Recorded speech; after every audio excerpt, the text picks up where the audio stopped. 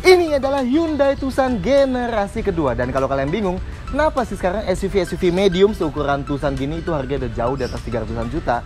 Well, kalian bisa ngelirik si Hyundai Tucson ini. Karena di generasi ini itu sekarang mayoritas rata-rata harganya udah di bawah 200-an juta. Dan waktu dia baru keluar dulu, itu dia punya desain yang tergolong menarik di zamannya. Dan buat detailnya simak di 10 hal yang perlu kalian ketahui tentang Hyundai Tucson.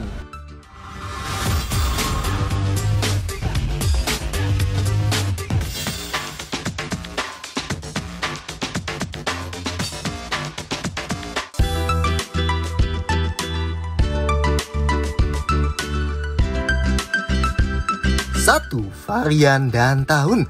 Tucson generasi kedua ini dijual dari tahun 2010 akhir sampai tahun 2016 yang akhirnya diganti ke generasi ketiga. Nah, di tahun 2010 dulu cuma ada satu varian aja, GLS. Tahun 2012 dapat improvement sangat minor, paling kelihatan dari warna bodinya yang jadi single tone alias nggak ada bagian hitam di bawahnya. Dan jadi ada dua varian, GLS dan yang lebih tinggi varian XG. Tahun 2014 dapat facelift alias improvement besar yang tampangnya jadi kayak gini. Dan masih dengan dua varian, GLS dan XG. Yang kita bahas di sini adalah varian GLS yang awal banget ya, tahun 2012. 2. Kisaran harga. Yang bikin Tucson ini menarik banget adalah harganya. Bayangin aja, SUV 2000cc ukuran medium dan tampang menarik gini bisa kalian dapetin dengan harga paling murah di 110 jutaan loh. Itu buat yang GLS tahun-tahun awal, alias 2010 sampai 2012. Nah, buat yang improvement 2012 sampai 2013, varian GLS rata-rata dijual 120 sampai 130 jutaan. Sedangkan yang varian XG tahun 2012 rata-rata dijual dari 140 jutaan. Ini jadi deal yang paling menarik karena bayangin aja, mobilnya masih ganteng, 140 jutaan, udah ada panoramic sunroof lagi. Beuh, yang tahun facelift tahun 2014, varian GLS-nya mulai dari 140 jutaan, sedangkan varian XG-nya biasanya bisa kalian temuin dari 170 jutaan sampai 180 jutaan. Menarik kan? Buat pajaknya startnya dari sekitar 3 jutaan buat yang tahun 2010 sampai 2013, dan 2014 ke atas sekitar 5 jutaan. 3. Mesin 2000cc. Tucson generasi kedua ini tetap pakai mesin 2000cc, tapi jangan sampai salah karena beda tahun beda mesin nih.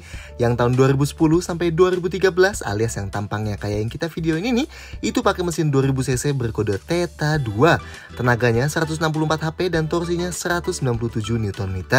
Nah, sedangkan yang facelift tahun 2014 alias yang mukanya udah berubah kayak gini, mesinnya jadi pakai kode NU, mesin 2000cc yang tetap dipakai di Tucson facelift generasi ketiga sekarang. Tenaganya turun jadi 156 HP dan torsinya jadi 192 Nm. Tapi Hyundai bilang settings mesin yang baru di NU ini bikin responnya jadi lebih baik di putaran bawah dibanding yang lama, meski emang tenaganya lebih kecil. So, dipakai di dalam kota jadi lebih nikmat. Anyway, semua Tucson Gen 2 ini cuma tersedia dengan transmisi otomatis saja ya, 6 percepatan. Dan udah dapat mode electronic shifting nih yang disebut Shiftronic, bisa pindahin naik turun gigi dengan ngegeser tuasnya ini. Nice. Oh, dan semua Tucson yang masuk sini itu penggerak roda depan ya. 4. Eksterior masih modern. Tucson Gen 2 ini adalah SUV pertamanya Hyundai yang dapat sentuhan bahasa desain fluidic sculpture, alias ketika jagoan ex-designer BMW dan Audi hijrah ke Hyundai Kia dan ngerubah total desain-desainnya. So, wajar kalau 10 tahun kemudian desain ini masih kelihatan cukup modern.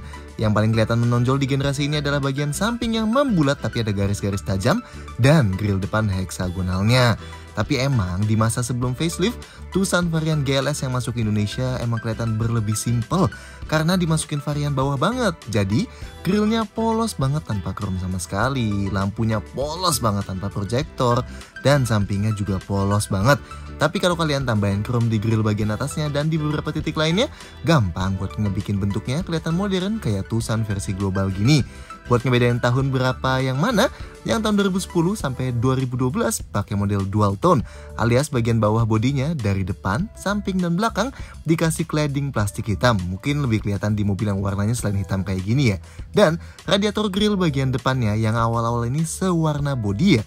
Jadi kelihatan kayak gini. misalnya di yang warna putih atau silver. Yang tahun 2012 sampai 2014, radiator grillnya jadi warna hitam doff, jadi kelihatan lebih kontras, atau lebih kelihatan lagi dari bodinya yang jadi single tone, alias bagian cladding plastik hitamnya dijadiin sewarna body kayak gini. Ini kelihatan banget di bagian belakangnya karena sensor parkir tetap pakai warna hitam. Sedangkan khusus varian XG di tahun ini, grillnya udah dikasih chrome dan seluruh sisi ditambahin body kit. Oh, dan semua velg yang tahun 2012 sampai 2014 tetap 17 inci ya, tapi modelnya jadi lebih tipis-tipis gini dan warna silver. Yang facelift 2014 ke atas kelihatan paling modern karena grillnya ganti jadi model 3 list kayak gini. Dan bumpernya pun ganti. Housing fog lampnya ditambahin panel hitam. Handle pintunya jadi warna hitam doff dan cladding plastik hitamnya balik lagi. Sedangkan yang XG facelift dapat tambahan body kit dan cladding plastik hitamnya ditiadakan dan diganti sewarna body dan begitu juga handle pintunya. Detail lampu depannya yang tahun 2010 sampai 2014 super simple ya, full halogen dan ada fog lampnya. Sedangkan varian XG yang awal-awal lampu utamanya jadi HID. Yang facelift 2014 ada DRL LED di bawah, lampu kecilnya alis LED di atas, dan lampu utamanya proyektor halogen. Sedangkan yang XG facelift proyektornya by xenon ya. Lampu belakang yang tahun awal juga full halogen kecuali Hammond stop lamp yang LED. Sedangkan yang facelift 2014 lampu malam dan lampu remnya jadi LED. 5. Desain interior modern. Selain eksteriornya, desain interior Tucson generasi kedua ini juga masih kelihatan cukup modern. Dari lekukan di dashboard yang luar biasa banyak, dan begitu juga bentuk door trimnya yang bentuknya cukup unik. Kombinasi warna yang dipakai buat tahun 2010 sampai 2014 pakai kombinasi coklat muda dan coklat tua kayak gini, dan dapat sedikit ornamen piano black kayak misalnya di bagian bulat-bulat kontrol AC-nya dan beberapa titik head unitnya. Sedangkan yang facelift, warna dan door trim dashboardnya jadi hitam ya. Dan panel yang di AC dan head unit jadi doff, so kelihatan lebih polos sih sebenarnya. Oh, dan pemakaian bahan benar-benar masih standar. Full masih plastik semua ya, kecuali yang di armrest tengah dan armrest di pintu yang udah dilapis kulit. Jok semua varian udah dilapis kulit, tapi emang agak sulit nyari pasaran second yang kondisi jok kulitnya masih prima alias belum kinclong. Yang varian 2010 sampai 2014 jok kulitnya pakai warna coklat muda kayak gini, sedangkan yang facelift 2014 ke atas coklatnya jadi mentereng banget kayak gini. Oh, setir yang varian GLS belum dilapis kulit, tapi yang varian XG pun lapisan kulitnya cenderung kayak tambahan lokal, jadi kualitasnya juga kurang oke sih sebenarnya. Detail lainnya, di depan ada 2 lampu kabin aslinya halogen ya, tapi diganti LED sama pemilik yang ini. Sedangkan di belakang ada 1 lagi. Sedangkan sun visornya yang sebelah kanan udah dapat card holder dan dua-duanya ada vanity mirror yang bisa dibuka tutup kayak gini, tapi belum ada lampunya. Sayangnya belum ada AC nih buat kabin belakang. Tapi di belakang kedua joknya udah dikasih net kayak gini ya, dan udah dapat sunglasses holder kayak gini. Dan Tucson juga pakai pedal gas model piano pedal yang tertanam di bawah kayak gini. Sedangkan backlight mayoritas tombolnya warna biru gini, so kalau malam dapat kesan yang agak kekinian. 6. Konfigurasi jok. Pintunya termasuk berat dan bukanya lebar nih. Nah, buat napak ke dalamnya agak tinggi kayak SUV monocoque biasanya, tapi masih gampang. Nah, posisi duduknya tergolong lumayan tinggi, jadi visibilitas keluar bagus ya. Meski emang pilar A-nya tergolong agak tebal sih. Jok driver udah dapat pengaturan ketinggian nih, dan tentunya slide dan recline seperti biasanya. Nah, yang enak di sini headrestnya nih, karena selain bisa naik turun kayak biasa, ternyata bisa juga dimaju mundurin supaya ngasih posisi kepala yang gak ngedanga kalau lagi sandaran sambil nyetir. Nice. Sedangkan jok penumpang bedanya cuma slide dan recline aja ya, gak ada pengatur ketinggian penumpang. Buat sandaran kaki kiri driver udah dikasih gundukan dan pad plastik nih. Seatbeltnya udah bisa dinaik turunin ya. Nah, buat sandaran tangan di pintu ini juga udah dilapis kulit kecil kayak gini, jadi lumayan empuk. Dan yang di tengah juga udah dikasih konsol tengah yang tinggi kayak gini, dan udah dilapis kulit juga yang empuk, meski emang posisinya agak terlalu ke belakang. Sayangnya setirnya cuma bisa tilt aja nih, nggak bisa dimaju mundurin, tapi posisinya udah termasuk maju dari dashboard. Oke, sekarang kita ke belakang. Pintunya masih termasuk berat dan bukannya termasuk lebar nih. Nah, yang enak jok belakangnya berasa empuk banget. Nice, tapi emang dudukannya agak sedikit pendek, jadi kalau kalian di atas 180 cm misalnya, pasti sudut pahanya agak naik. Nah, posisi sandarannya termasuk relax, tapi sayangnya fix ya, alias nggak bisa diubah-ubah. Sedangkan ruang kakinya masih tergolong cukup luas dan begitu juga ruang kepalanya nih. Nice, buat sandaran tangan di pintu kayak di depan ya, udah dilapis kulit jadi cukup empuk.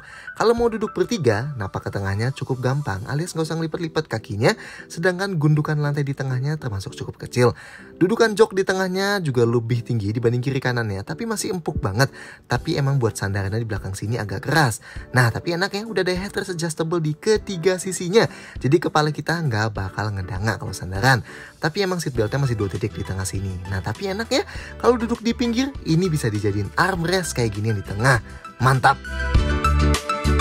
7. Fitur agak minim. Kecuali kalian pilih varian XG tahun 2014 ke atas, nah fiturnya tulisan GLS generasi ini emang sayangnya terkenal sangat minim.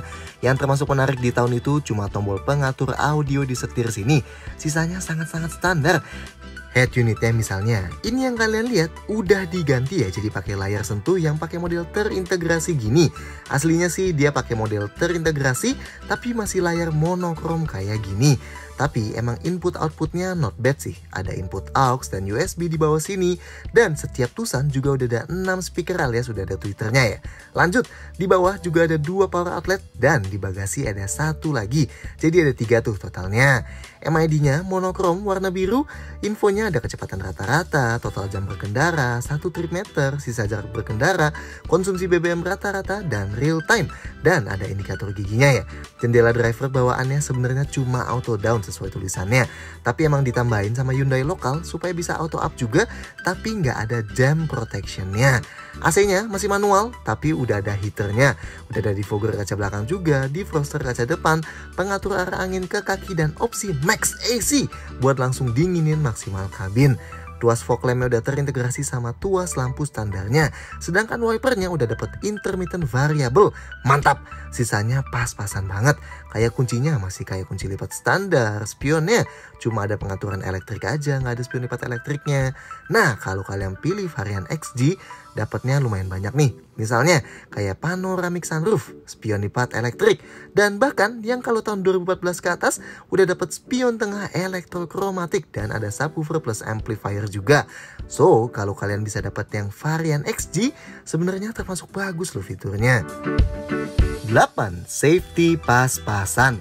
Soal fitur keselamatan, Tucson generasi kedua ini termasuk pas-pasan dibanding SUV medium lain di zamannya. Meskipun buat harganya di awal-awal dulu emang masih termasuk masuk akal sih. Misalnya airbagnya, setiap varian GLS cuma ada 1 airbag aja, cuma di sisi driver doang. Sedangkan setiap varian XG jadi dual airbag ya, driver dan penumpang depan. Lanjut, rem depan cakram ventilasi dan rem belakang cakram buat semua varian. Dan semua varian juga udah ada rem ABS-nya. Dan semua varian juga udah dapat sensor parkir 4 titik kayak gini. Nah, kalau kalian pengen kamera mundur, itu baru ada di varian XG ya. Itu juga model yang layar kameranya muncul di spion tengah kayak gini. Stability control sayangnya sama sekali nggak ada.